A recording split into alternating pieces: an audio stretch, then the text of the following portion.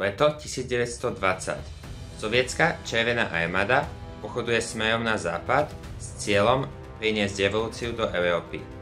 Varšava stojí na pokraji pádu, no práve vtedy sa stane niečo nečakané. Zázrak na Visle. Bitka, ktorá zmenila dejiny. Koncom Prvej svetovej vojny nadchádza pád impérií a vznik nových štátov. Rusko je v chaose následkom bolševickej revolúcie a prebiehajúcej občianskej vojny medzi červenými a bielými. Poľsko získava nezávislosť po 123 rokoch pod vedením Jozefa Pilsudského. Pilsudský sníva o Intermariu, Federácii Poľska, Litvy, Bieloruska a Ukrajiny, slúžiacej ako takej hrádze proti bolševikom. Bolševici chcú cez Poľsko do Európy šíriť komunizmus. V roku 1919 prichádzajú poľské a sovietské jednotky na území Litvy a Bieloruska do prvých stretov. Poľsko sa spája s ukrajinským vodcom Simonom Petlujom bojujúcim s bolševikmi. Cieľom je obnoviť nezávislú Ukrajinu a oslabiť Sovietsky zväz. Spoločná poľsko-ukrajinská ofenzíva začína na jar roku 1920. Poľské jednotky rýchlo postupujú a obsadzujú Kyjev, no ukrajinská podpora je slabšia ako sa očakávalo primárne následkom únavy z vojny a neefektívnej administrácie. Sovieti taktiež pripravujú protiútok.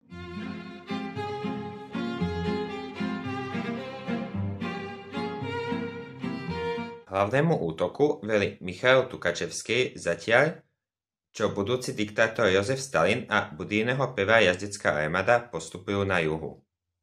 Červená armáda postupuje k hlavnému mestu. Lenin vyhlasuje, že prinesie revolúciu do Nemecka a zvyšku Európy. Poľsko je v chaose, morálka padá a armáda je dizorganizovaná. Bij bolszewika w każdej go postaci, bo to jest twój największy dzisiaj wróg.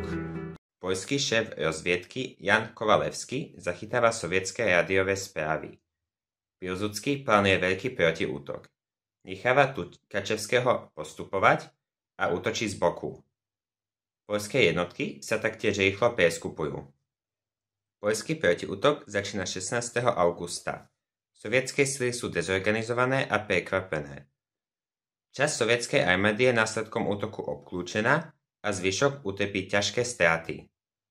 Tukačevský nad situáciou stráca kontrolu a sovietskí vojaci utekajú cez rieku Niemen.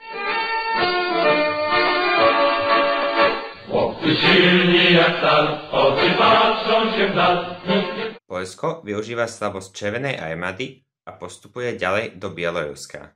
Počas októbra sa boje končia, nakoľko obe strany sú vyčerpané. V roku 1921 prebehne mierová zmluva v Ríge.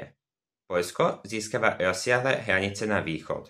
Tieto hranice si zabezpečuje až do roku 1939. Poľsko víťazí a upevňuje svoju mladú republiku. Medzi Poľskom a Sovietmi vzniká silná nenávisť vedúca aj k budúcim konfliktom. Sovietsky zväz si uvedomuje, že musí posilniť svoju armádu a plán rozšíriť komunizmus do Európy zlyháva.